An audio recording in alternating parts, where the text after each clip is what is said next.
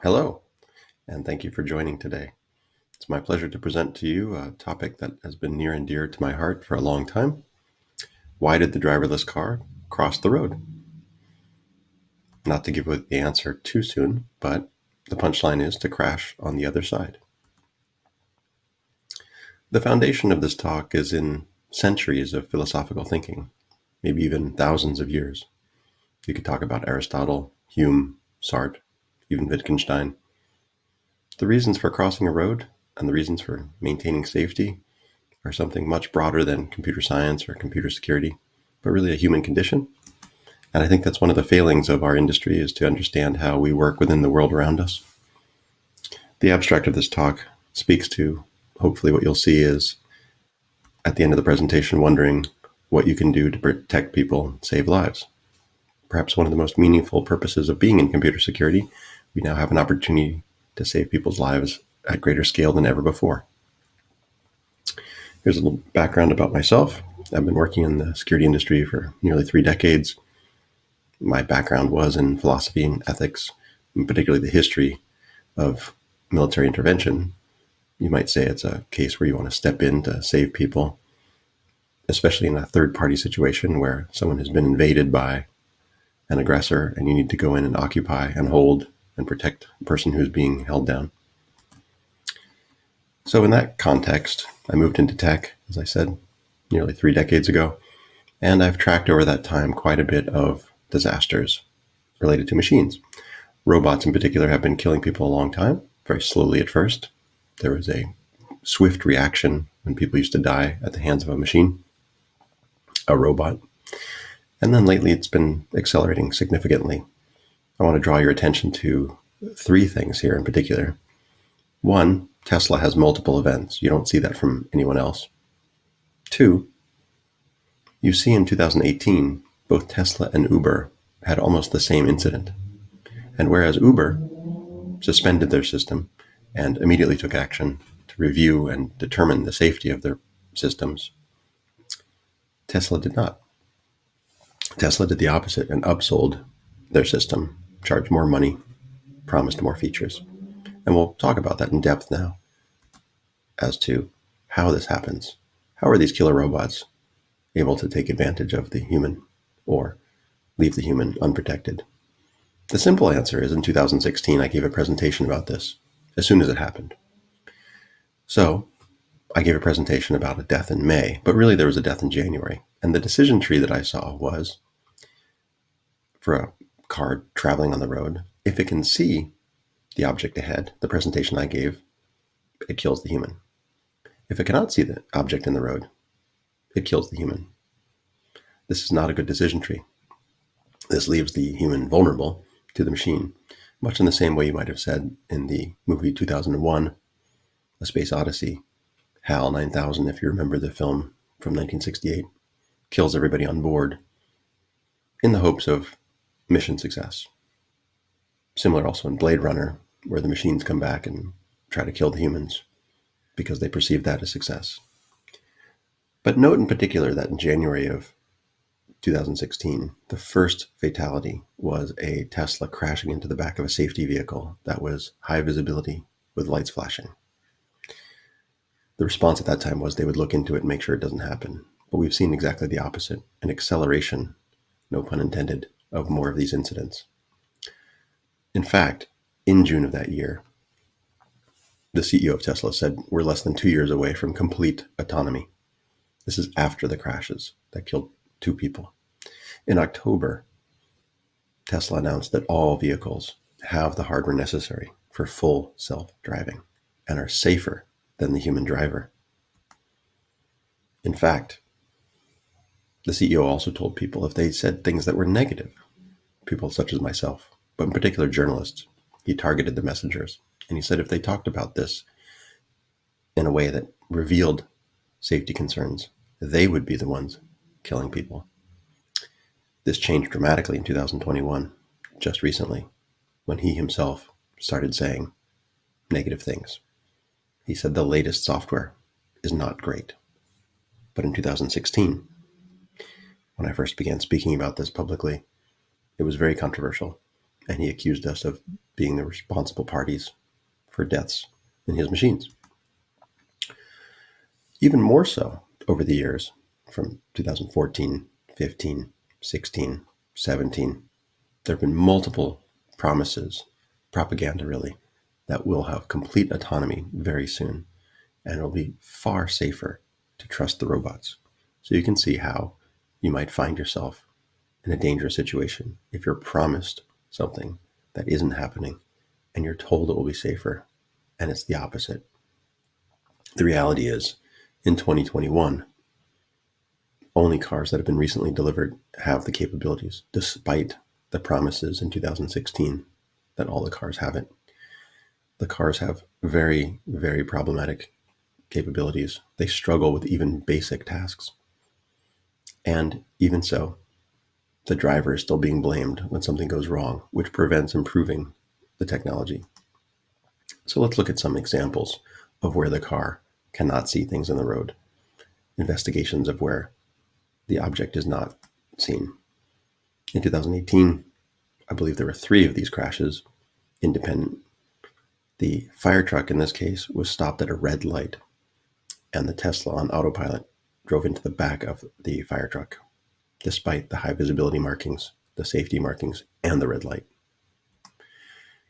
In 2021, the NHTSA, which regulates safety in the United States, said it had documented 11 of these crashes in just 3 years, where the car did not see something that a human driver would easily have noticed, where it had flares, lights, arrow boards, road cones. All the safety mechanisms in place to prevent a crash were ignored by the vehicles. So, if the autopilot is so blind, why is it legal to use this on the road? Here's an example of the computer completely missing a vehicle coming towards it head on. The vehicle would have driven into a head-on collision. The human had to stop it from causing the crash. In this case, the human had to stop the car from driving through a red light. The car disengaged. He called it kicking out right at the last minute. So as the light changed, the car slowed down. When it turned red, it let go and tried to speed through the intersection. As late as August 4th, in the latest of the latest software, a red light was perceived as green, and the car tried to drive through an intersection with a truck in front of it. So perhaps more to the point, I'm not a lawyer. I don't know if it's legal or not legal, but I do know it's not learning. The promise is made that we have a learning system, a machine that learns, artificial intelligence that can make the car safer than humans, has been said by Tesla to be not true itself. On August 19th of 2021, the Tesla engineers on stage describing their own system said they use something stable because it's better for them. And they don't do much learning. And we've seen that reflected in the data. The number of crashes have been going up dramatically. The miles per crash relative to the rest of the automotive industry show a decline of Tesla. So that's if the no cases exist. We investigate when it can't see. What if we investigate when it can see obstacles? We see, proving the point that learning is not happening on different hardware, on different software. So even though the engineers say that they want a stable system, Tesla keeps changing the system. Completely different manufacturers, Mobileye versus NVIDIA versus proprietary. So as they change the hardware and the software in the system, they repeat the errors. 3 crashes have been where the car sees a tractor trailer truck and tries to find a way to drive under it. It probably would have been safer if it had just crashed into the side of the truck. For example, in the fire truck crash, the driver survived. In these crashes, the drivers did not survive. So 3 separate incidents, separate hardware, separate software, fatalities. Did not learn. In recent videos, again, very recent, you see the latest software is crossing double yellow lines, is driving on the wrong side of the road, doesn't know, is trying to hit cars. The humans have to take over and prevent the car from causing damage or death. So why? Why is this happening? I think one of the more fundamental problems from a philosophical standpoint is that we see in the message, hidden in the middle of the message, the engineer at Tesla saying, we do what we think is good, and that's what we put into cars. This is like saying, we control what is right and wrong. Rights within an inherited system, justice, for example, what is just, what is right, what is wrong, often can have a person held accountable because they're found to be wrong. In a system where you control all of the outcomes, you decide what is right and wrong, where you think that that is good and that is all. It's like a dictatorship. It's like you're God. So you can never be wrong. You just redefine things as being right. And of course, you're not accountable for all of the lies and mistruths and propaganda. So let me give you an example. This is widespread across the industry of machine learning and AI. It's not just Tesla, but they make a very good example because they're so egregious. Amazon, for example, said, don't run tests against our software if you don't want to see it fail. This, from a security perspective, is insane. You can't expect people to not test the system for failure and then say the system is safe. You have to test for failure, for fail-safe. In this case, putting Oprah Winfrey's face into a recognition system, a facial recognition system, cannot see that she is female. Appears to be male with an 80% certainty rate. More to the point, Amazon told researchers that they were operating the system wrong, the same way Tesla had said, you're operating the system wrong. If the system fails, it's the human fault. If it succeeds, it's the system's credit. In reality, while they told the researchers that they were using the system improperly, they also told the customers, law enforcement in this case, it's okay to use the system improperly. It's not irresponsible. This is a controlled system where they decide what's right and wrong on the moment to decide who they think should be given credit and who should be blamed. In fact, this is important because they said 99% threshold of confidence is necessary for law enforcement. Law enforcement didn't use any threshold, meaning they could have a match. Match is a misleading term. It means you could be matched with somebody who's a criminal incorrectly. Really, it's just a clue. And hopefully police departments, law enforcement are using it as a clue as opposed to declaring the match enough. But it's plausible that the match can be used for prosecution. Back to Tesla. Here you see Elon Musk in 2013 saying it's unfair, it's unjust to describe them as unsafe because they have the best safety record of any car on the road. This was before he really had any cars on the road. So he was trying to say that they're the safest car when they had very few cars. I mean, less than thousands of cars. Immediately after this, their car started killing people. In 2013, veered into the opposite lane, killed 2 people. The unverified safety features continued since that point. So, other cars of the same period, better safety records than ever before. This is how somebody controls speech in a controlled system. They decide what is just and unjust based on what they want, as opposed to what others from the outside would look in. An inherited system, by comparison, uses a simple standard, measures it, reports on it. Here you see in 2016 the autopilot crash I mentioned. Here you see in 2013 the first crash. And you can see a graph of the deaths. If you were to plot this, of course, it's going up rapidly. But as soon as they were on the road, they had to start reporting deaths, even though the CEO was saying it's unjust to say they're unsafe and they're the safest car. So an inherited system also points out that the autopilot leads to more crashes, that the insurance losses are higher relative to others, that they have fire deaths higher than others, that they have more non-crash fires than an average car, much more expensive fires. They have more driver deaths compared to other cars. They crash twice as often. They have a lot of deaths. If you look at the Ford Pinto, infamous for being investigated as an unsafe car, unsafe design, poor decision by management, officially it had around 25 deaths. Arguably it had far more, but officially the numbers were in the 25 range. Tesla's already at 201 with 10 verified autopilot deaths. Why is this the case? So aside from the philosophical argument that you have someone controlling speech, controlling the discussion, It's trivially inexpensive to attack these systems. I've been presenting on this since 2016 very publicly. This is what I presented in 2016. This is what's being presented in 2021.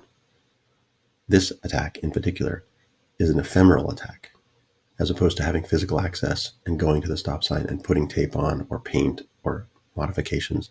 Now you can simply project with a projector. You can project an image on any sign anywhere, and the cars can't see it or think it's something else. In this case, a stop sign was changed into a speed limit sign. Sometimes people talk about emotional detection. Maybe you can tell what my emotions are right now, but this has been proven multiple times as bunk science. The expression of your face does not reveal your emotions. And so I can get to a 99% certainty, back to Amazon's point. If you set the threshold of confidence at 99%, I can hit it. Although in one case here, I got 98. But reliably, I can get to a 99% threshold simply by manipulating the facial muscles to get an emotion recognition system to detect what I wanted to see.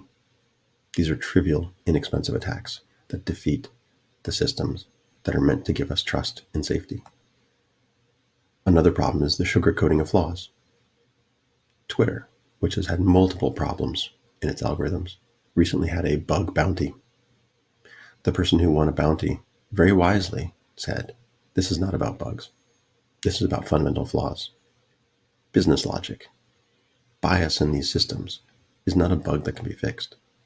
And so approaching it as such is really sugarcoating the problem. It makes it seem like you paid someone money, therefore you're doing something good. Or worse, because you've documented and classified it as a bug, you understand the problem.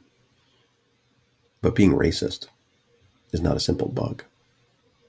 And it's very unlikely Twitter's anywhere close to fixing these problems. In fact, they may have criminal liability. That's how far they are from doing the right thing. To go deeper into the problem, a recent study showed that an X-ray algorithm, looking at X-rays, and I used to work in radiology, built a lot of the first digital imaging systems that moved from film to digital. These systems are very interesting, very complex. The algorithms being used on those X-rays now can detect race. Nobody knows why yet. Nobody knows how to fix it. But if you're trying to say you can protect someone's identity and you can't figure out why a computer knows how the X-rays have a race, we're a long way from fixing the problem. I have suggestions. I believe there are fixes, but it has to be proven. But before we can get there, we have to admit the problem and that it's not just a simple bug, it's not a simple fix, and bug bounties aren't going to help us get there anytime sooner. So, 4 answers as to why, to put it in simple terms. 1, the systems are easily corrupted that are managing the problem. Controlled right systems prevent discussion of the problem. We have to get away from that and move towards an inherited right system where we can define what's right and wrong and say clearly, this machine failed. This death was preventable. We can hold people accountable for the mistakes. 2, the attacks are trivially inexpensive. As long as this asymmetric conflict exists, if the attacks are so simple and so inexpensive, spending all this money on systems that can't get past the attacks seems unwise. Messaging that they will be safer than humans, messaging that they will be ready in 2 years, completely unsafe. And there should be accountability for that. Back to my first point. You can't just say something and pretend like a lie is truth. 3rd, sugarcoating the algorithmic flaws as bugs makes it seem like we're doing something when we're not. Makes it seem like there's a simple fix when there isn't. So to the 4th point, there's no known fixes yet. That's why this is happening. So from a security perspective, this is all about integrity. There's confidentiality issues, of course, as the X-ray example showed. But really it's about building an integrity muscle that the industry hasn't been very good at so far. We have a lot of availability. We have a lot of confidentiality. We don't have a lot of integrity. And that's a real problem. So if you look at some of the data on where AI is being attacked, what's being abused, where we're most vulnerable, vision systems, I give you many examples, have a problem. Analytic systems have problems. Language systems, translation.